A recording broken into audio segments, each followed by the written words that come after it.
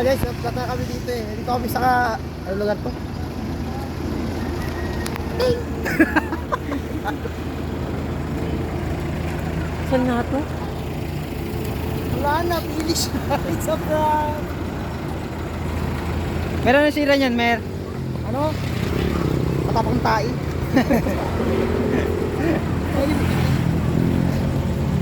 Naplatan. Matapang tae. No, Mer, kasi tanga na inuna yung ano eh. Nauna mo na yung Palamig bisyo eh. Inuna mo na yung bisyo bago ayusin. Inuna yung bisyo kaysa kaibigan eh. Pangit na kaibigan ka, fake friends. Fake friends.